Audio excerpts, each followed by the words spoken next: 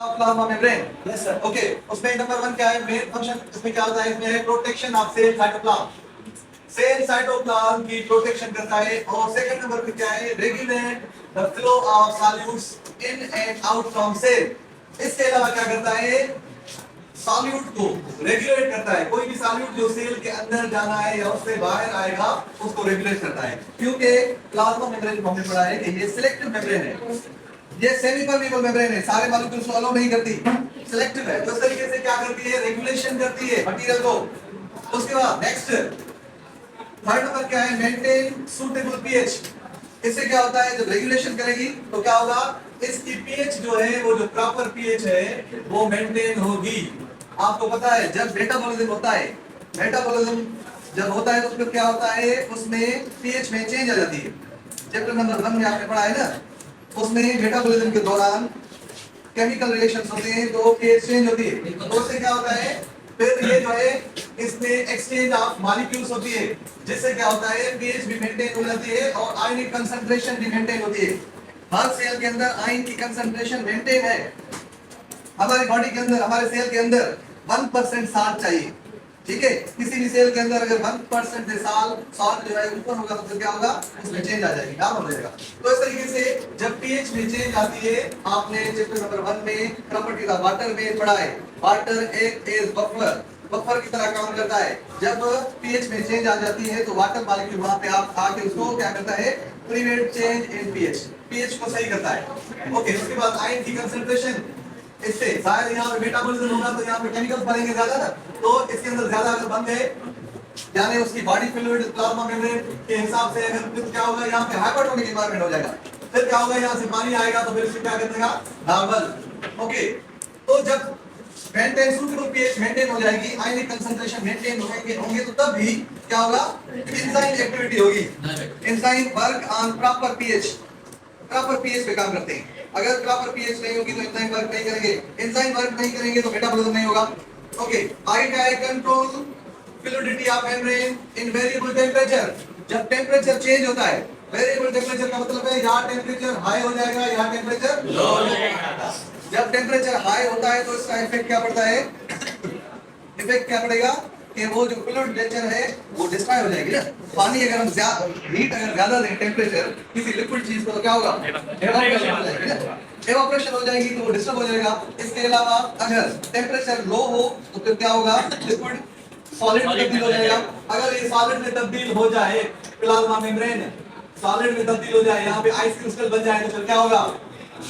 Exchange of material होगी? नहीं होगी। ठीक है, तो इस तरीके से इसमें क्या है? ये फ्लूइडिटी ऑफ मेम्ब्रेन को जो है कंट्रोल करता है वेरिएबल टेंपरेचर के दौरान। जब टेंपरेचर यानी कम होता है तो इसमें अनसैचुरेटेड फैटी एसिड बनते हैं, ठीक है, ज्यादा बनते हैं।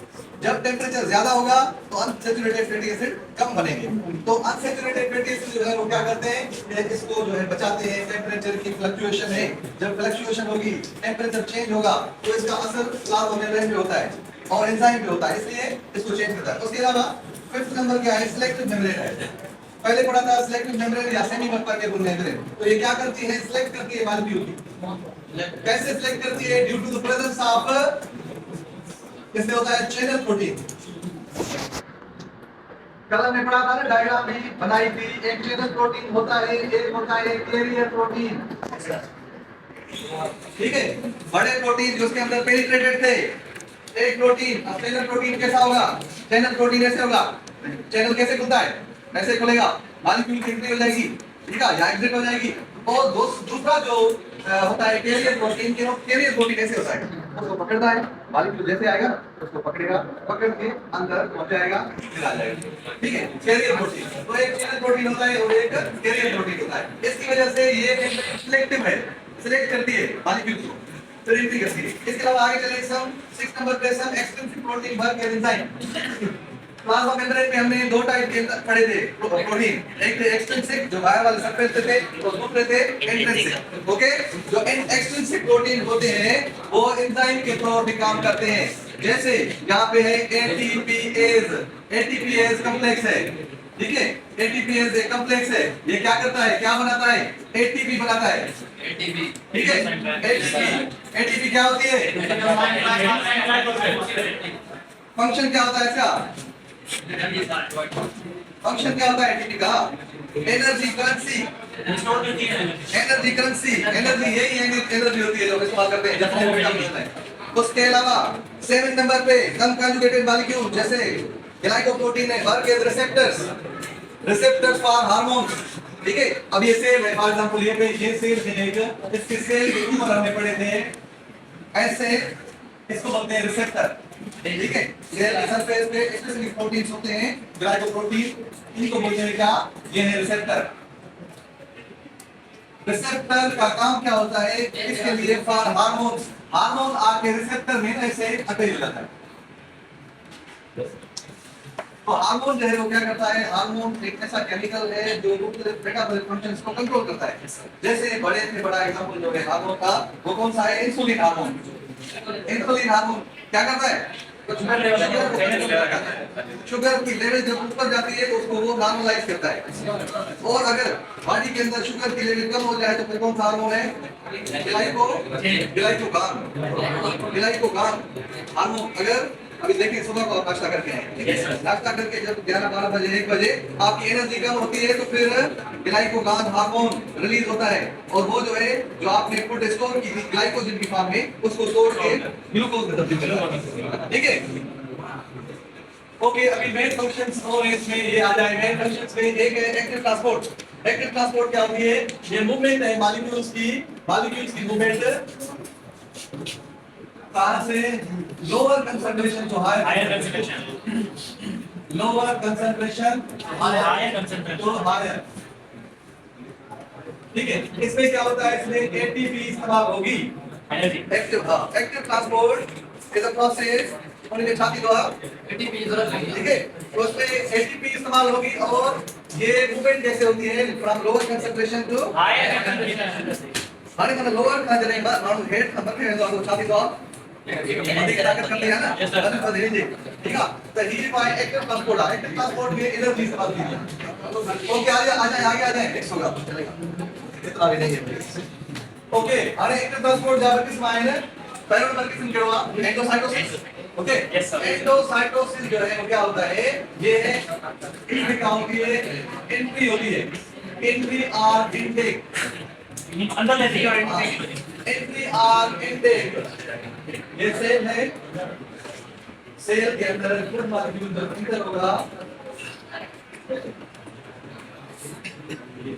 अब अगर ये इसमें अगर इसको कहते हैं ईटिंग प्रोसेस। ठीक है, ईटिंग प्रोसेस में क्या होगा? सॉलिड जो है मटेरियल होगा। ये है ड्रिंकिंग प्रोसेस। ठीक है, ये ड्रिंकिंग प्रोसेस इसमें क्या होगा? लिक्विड फॉर्म जो है वो पानी के अंदर जाएगा। तो इस तरीके से ये इनकी दोनों की एंट्री है। Endocytosis means entry of molecules. अगर मॉलिक्यूल सॉलिड होगा तो उसको बोलेंगे फेगोसाइटोसिस, अगर लिक्विड होगा तो बोलेंगे एंडोसाइटोसिस। अब ये अंदर चले जाएंगे, ये अंदर चला गया, यहाँ पे जाके फिर क्या बनेगा? Food vacuole. ठीक है, फूड वैक्यूल जब बनेगा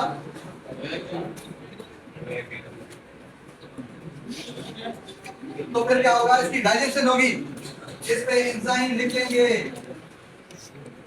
एंजाइम इनको जो है क्या करेंगे? डाइजेस्ट करेंगे। जिससे क्या होगा? ये छोटे मॉलिक्यूल्स में कन्वर्ट हो जाएगा। जैसे हमारी डाइजेशन होती है ना, ये इनकी ऐसे ही होती है, डाइजेशन कर रहे हैं। और इसके बाद क्या होगा? जो वेस्ट होगा वो बाहर निकलेगा। तो ये है क्या? एक्सोसाइटोसिस। एक्सोसाइटोसिस कौन सा प्रोसेस है? जिसमें वेस्ट एग्जिट क्या होगा? Waste material.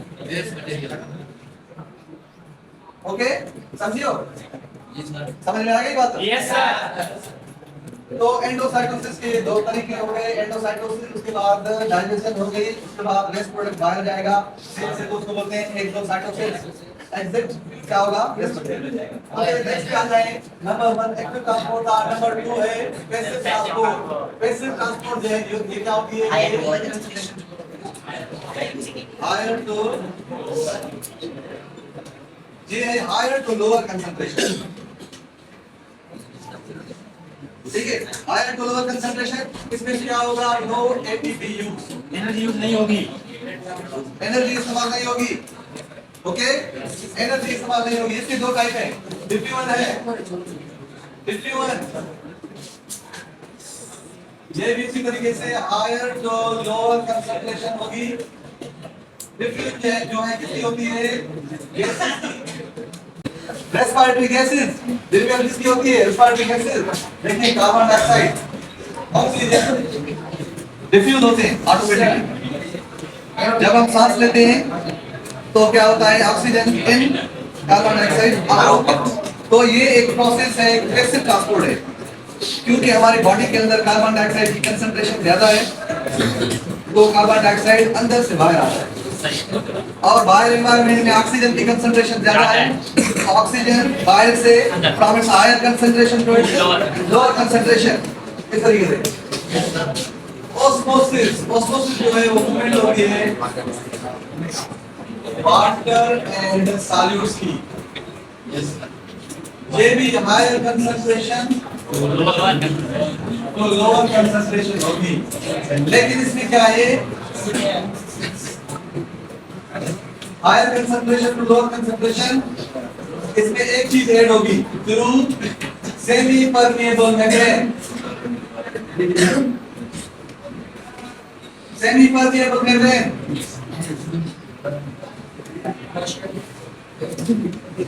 इसके लिए गैसेस के लिए सेमी परमिएबल मेम्ब्रेन नहीं चाहिए। गैसेस जो है ना, ये जैसे फॉस्फोलिपिड मॉलिक्यूल हमने पढ़े थे, ये फॉस्फोलिपिड मॉलिक्यूल इसके बीच में थोड़े थोड़े थोड़ा होते हैं, ये पैसेज है, यहाँ से गैस चला जाता है। ये जो यहाँ तो नॉन पोलर मॉलिक्यूल्स होते हैं, गैस को बोलते हैं non polar molecule, water is a polar molecule.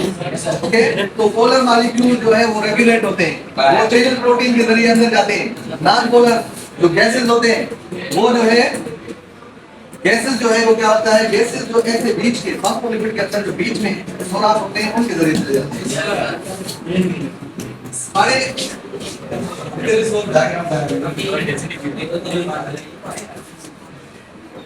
ये डायग्राम है,